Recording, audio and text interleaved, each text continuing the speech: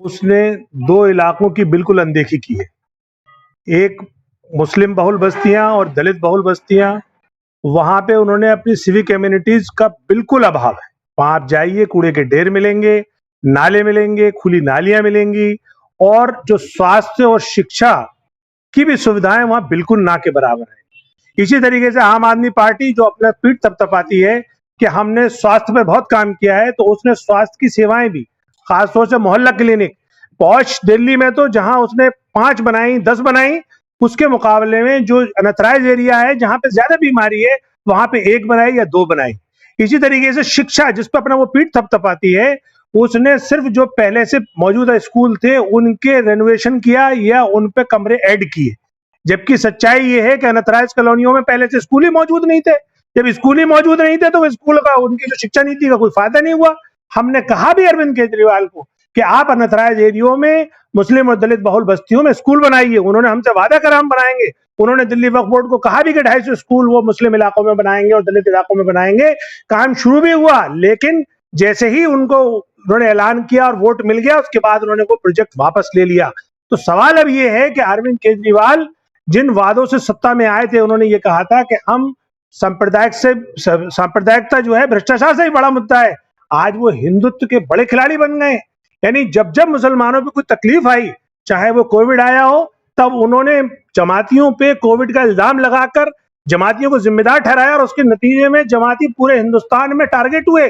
Police ने उन्हें बंद किया, फिर कोर्ट ने उन्हें छोड़ा और सरकारों को फटकार लगाई कि तुमने जमातियों को क्यों इस तरीके से परेशान किया, और उसका कसूरवार अकेले केजरीवाल है। दूसरे नंबर पर जब दिल्ली दंगा हुआ, दिल्ली दंगे में जहां पे दिल्ली कट रही थी, जल रही थी, मल रही थी, लोग अपने कारोबार खो रहे थे, लोग अपने अजीजों को खो रहे थे, उस टाइम अरविंद केजरीवाल मौन धारण करके गांधी समाधि पे बैठ गए थे। ये नहीं कि अपने 68 विधायक ले जाके वहां पे बैठ जाते और वहां लोगों की जान बचाते। इसी तरीके से जब शाहीन बाग में सीए एनआरसी का प्रोटेस्ट हो रहा था, तब अरविंद केजरीवाल का कहना यह था कि अगर दिल्ली पुलिस मेरे हाथ में होती तो मैं आधे घंटे में शाहीन बाग खाली करा देता। इसी तरीके से जब सीए एनआरसी प्रोटेस्टर्स पे जब दिल्ली पुलिस जालिमाना कार्रवाई कर रही थी मेरे जामिया के बच्चों पे, तब उस पर यूएपीए लगाने की जब बारी आई, तो इसी अरविंद केजरीवाल ने उनकी अप्रूवल दी थी। और उससे भी बड़ी बात आप ये देखें, जब भारतीय जनता पार्टी जब जहांगीरपुरी में इनके मुसलमानों के घरों पे बुलडोजर चला रही थी, तब आम आदमी पार्टी उसके साथ जाके खड़ी हो गई और उसने कहा कि ये बांग्लादेशी और रोहिंग्या है। उससे पहले वो लोग उनको वोट दे रहे थे। तो ये जो आम आदमी पार्टी का जो चरित्र है, और एक जो पूरे हिंदुस्तान ने देखा, वो ये कि एक नारी के साथ जब अन्याय हुआ, वो भारत की नारी थी, भारत की बेटी थी बिल्किस बानो, जब उसके बारे में पूछा गया आम आदमी पार्टी के लोगों से, तो मुख्यमंत्री ने अपने मुंह को सिल लिया और उप मुख्यमंत्री ने कहा कि हमें इससे कोई मतलब नहीं है। यानी आप सत्ता में हो और आपको जुल्म और अत्याचार होते हुए देखोगे, आपको कोई मतलब नहीं है इसलिए कि वो मुस्लिम है। अरे वो मुस्लिम नहीं है, वो भारत की बेटी है बिल्किस बानो। तो सवाल अब ये है कि अरविंद केजरीवाल को दिल्ली में भी जवाब देना पड़ेगा, गुजरात में भी जवाब देना पड़ेगा कि तुम जो कहकर आए थे कि हम साफ सुथरी राजनीति करेंगे, लेकिन अब तुम क्या कर रहे हो? अब तुम सांप्रदायिक हो गए, अब तुम भ्रष्टाचारी हो गए। और भ्रष्टाचार के भी नाम पर जब एक उनके दलित मंत्री ने बाबा साहब की प्रतिज्ञा पढ़ दी तो उसको मंत्रालय से हटा दिया, लेकिन दूसरी तरफ उनका मंत्री करप्शन के आरोप में जेल में बंद है इतने दिन से, उसको मंत्रालय से नहीं हटाया।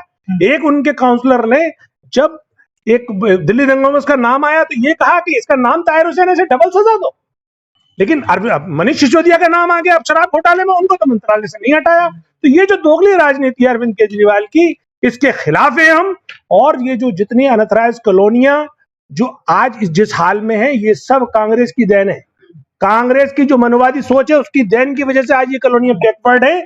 और वही सेम काम संघ परिवार करता। संघ परिवार का तो हम क्या कहें, संघ परिवार ने तो बाकायदा ये पूरा प्लान किया हुआ है और वो ये अत्याचार करते हुए दिखना भी चाहते हैं। आपने देखा होगा गुजरात में एक मुस्लिम युवक को पोल से बांधकर पुलिस मार रही है और पब्लिक ताली बजा रही है।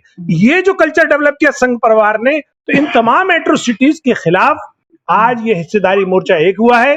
हिस्सेदारी मोर्चे में चंद्रशेखर आजाद साहब की पार्टी आजाद समाज पार्टी हमारे साथ है, लिबरेशन पार्टी ऑफ इंडिया हमारे साथ है, अभी और पार्टियां हमारे साथ आएंगी जो हमारे दर खुले हुए हैं। लेकिन अभी चूंकि 2 दिन बचे हुए थे और हमने जितने सीटों पर भी फाइनल कर सकते थे उतनी सीटें फाइनल करके आपसे शेयर कर ली है।